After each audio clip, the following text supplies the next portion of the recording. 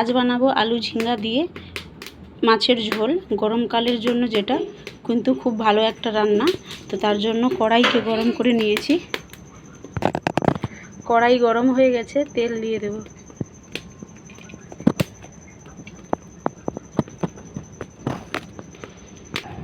তেল গরম হয়ে গেছে, ফোড়ন দিয়ে দেব এবং কেটে রাখা পেঁয়াজগুলো দিয়ে দেব।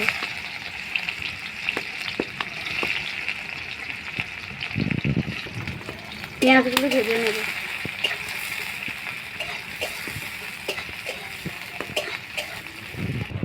পেঁয়াজটা লাল লাল ভাবে ভাজা হয়ে গেছে, এবার কেটে রাখা আলুগুলো দিয়ে দেব।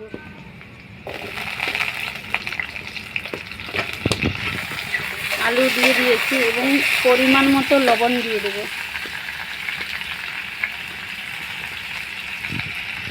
দিয়ে আলুটাকে নেড়ে নেব, ভালো করে ভেজে নেব।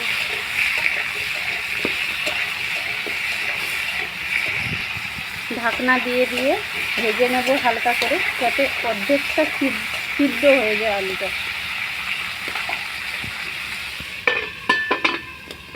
এভাবে 2 থেকে 4 মিনিট রেখে দেব ঢাকিয়ে।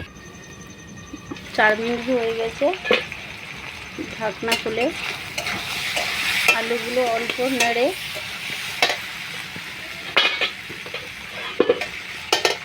কেটে রাখা ঝিঙ্গাগুলো দিয়ে দেব।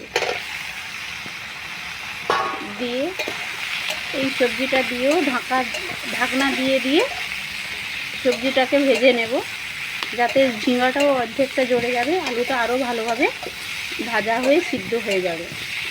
এইভাবে ঢাকনা দিয়ে দিয়ে সবজিটাকে নেড়ে নিতে হবে।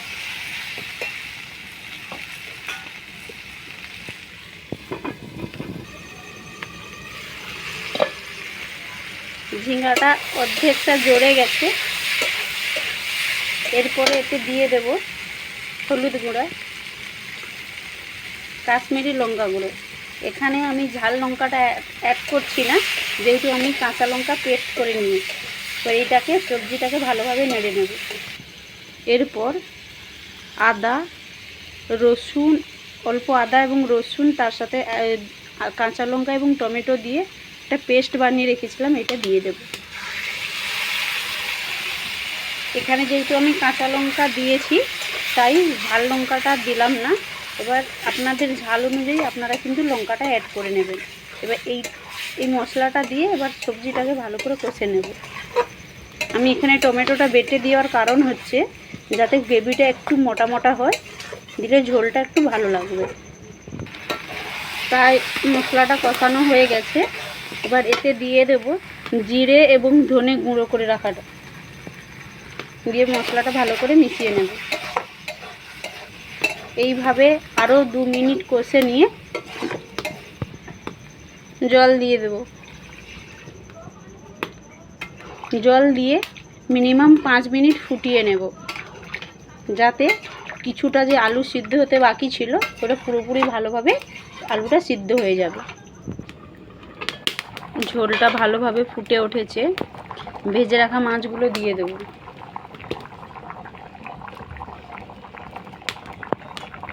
দিয়ে আরও কিছুক্ষণ ফুটিয়ে নেব। 5 মিনিট মতো হয়ে গেছে, দেখে নেব আমাদের তরকারিটা কমপ্লিট হয়েছে কিনা। প্রায় ঝোল কমপ্লিট এবং আলুগুলো ভালোভাবে সিদ্ধও হয়ে গেছে। তো এরপরে একটা পাত্রে এটাকে নামিয়ে নেব। একটা পাত্রে নামিয়ে নিয়েছি, দেখো কত সুন্দর হয়েছে। এবং এখানে সবসময়ের জন্য আলু ঝিঙ্গার পোস্ততে চেষ্টা করবে টমেটোটা পেস্ট করে দেওয়ার, পেস্ট বা বেটে দেওয়ার। তো এই ধরনের নতুন নতুন ভিডিও পাওয়ার জন্য চ্যানেলটাকে সাবস্ক্রাইব করে যাবে। আর ভালো থাকবে।